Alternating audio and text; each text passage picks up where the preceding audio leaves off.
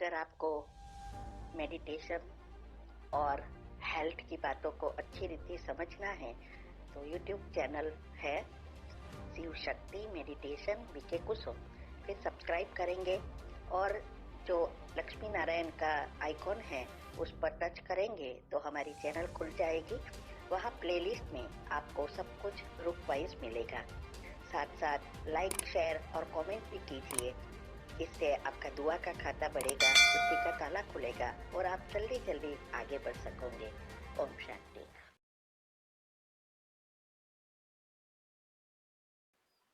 ओम शांति।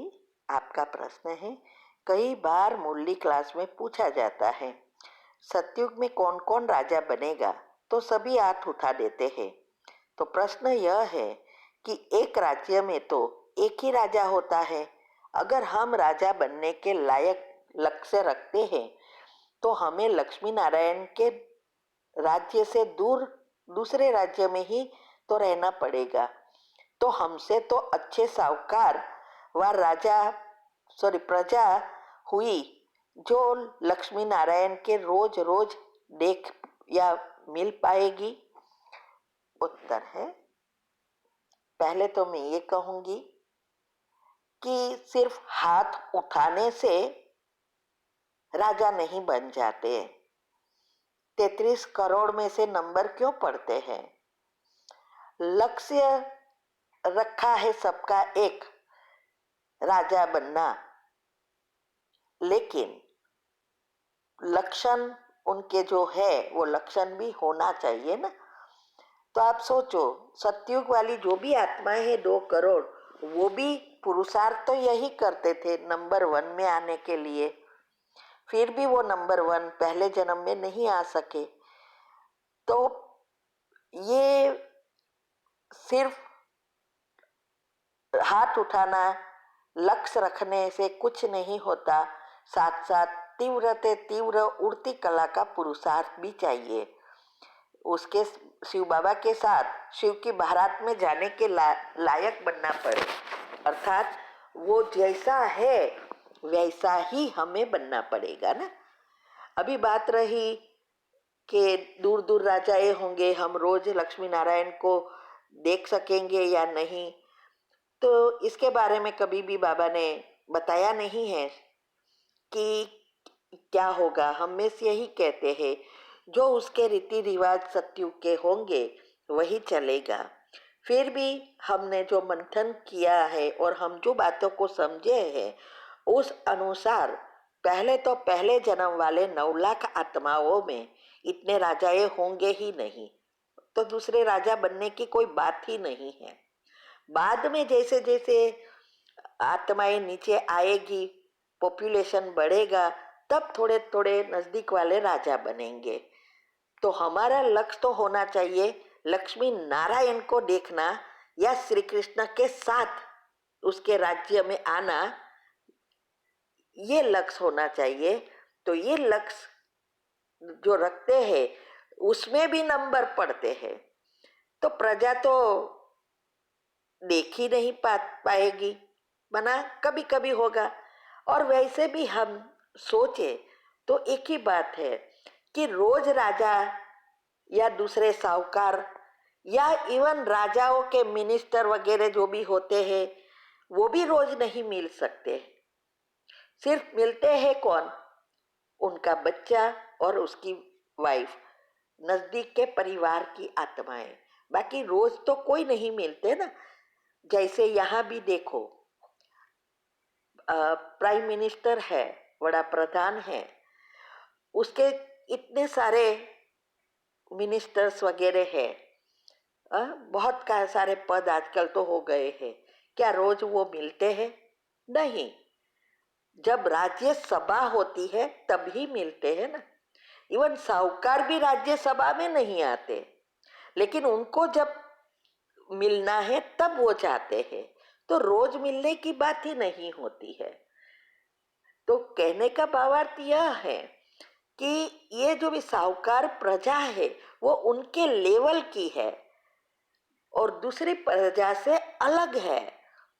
तो हमें अगर दूसरे कोई को प्राइम मिनिस्टर को मिलने जाना होता है तो वो तो जाने ही नहीं देंगे। लेकिन साहूकार जो है वो इतने नजदीक के होते हैं जो उसको डायरेक्ट ही वड़ा प्रधान को फोन करे तो तुरंत कहेगा आ जाओ, और उसको किसी भी की भी परमिशन नहीं लेनी पड़ती है ना। ऐसे ही वहां भी है। तो प्रजा कब देख की पाएगी? जब वो बाहर आएगा। माना जब ऐसी किसी को गेट टुगेदर होता है, जैसे यहाँ प्रचार वगैरह करते हैं, गांव में ओपनिंग होता है, तब उस गांव की प्रजा उनको दूर से देख सकेगी, नजदीक की तो बात ही नहीं है। तो साहूकार बनना, राजा बनना, ये सब जो भी बातें हैं वो ये है कि उसके लेवल के बनने हैं। तो यहाँ भी ये जो साहूकार है प्राइम मिनिस्टर को क्यों मिल सकते हैं? क्योंकि वो उसके लेवल के हैं। कई बार तो उनसे भी ज्यादा पैसे वाले हैं, फिर भी वो पैसे वाले हैं, साहूकार है, लेकिन राजा नहीं कहलाएगा। तो जिसको भी प्राइम मिनिस्टर को मिलना है तो उनकी कैटेगरी का बनना पड़ता है ना। ऐसे ही अगर हमें लक्ष्मी नारायण को मिलना है या उसको देखना है या संबंध बनाना है तो उनके जैसा ही बनना पड़ेगा। और उनके जैसा बनना अर्थात शिव बाबा जैसे कंप्लीटली 100% बैटरी चार्ज। क्योंकि पहले जन्म में भी नंबर क्यों पढ़ते हैं? इसीलिए पढ़ते हैं ना। तो ये सब बातों को हमें अच्छी रीति समझना है। तो रोज रोज देखना तो किसी को भी नहीं मिलता है, उसके लिए तो पुरुषार्थ नजदीक में आने के लिए करना पड़ता है। और श्री कृष्ण और राधे जो पहले जन्म में है, बाद में तो वो उतरती कला होती जाएगी, और पहले जन्म का सुख भी वैसा सुख दूसरे में तीसरे में कम होता जाएगा। तो सबका लक्ष्य है, लेकिन नंबरवार नीचे आएंगे या नंबरवार पुरुषार्थ अनुसार पद और सुख प्राप्त करेंगे। तो अगर हमें उनके पहले जन्म में ही आना है तो उसका भी कितना सारा पुरुषार्थ है।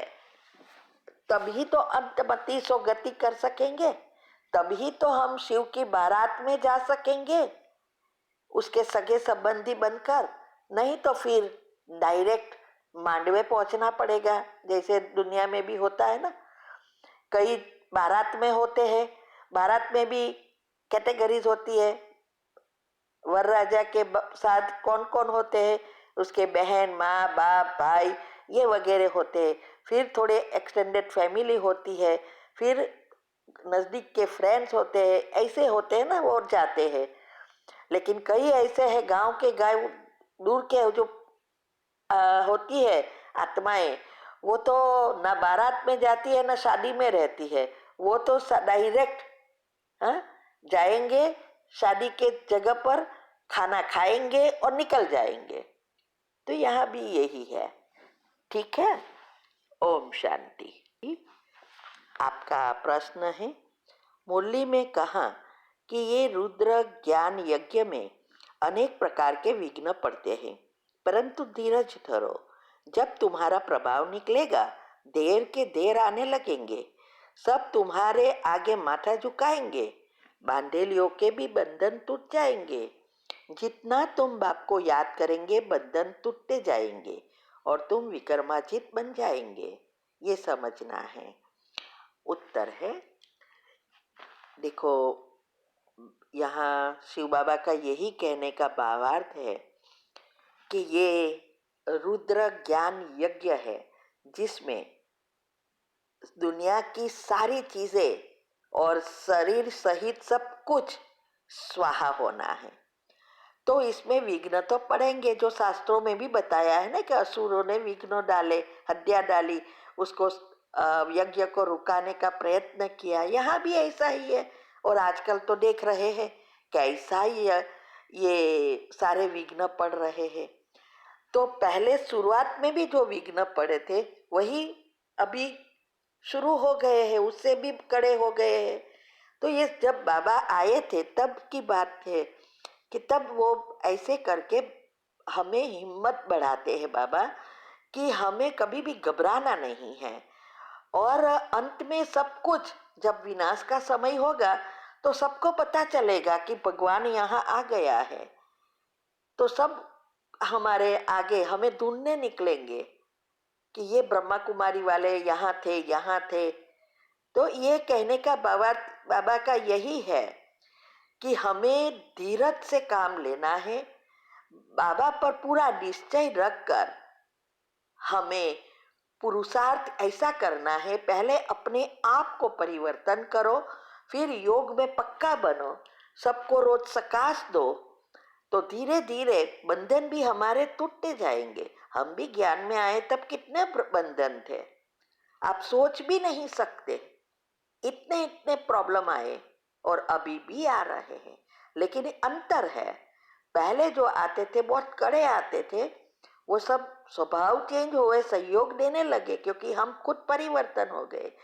लेकिन अभी जो आया है आते हैं वो हमारे पिछले कर्मों का आ रहा है।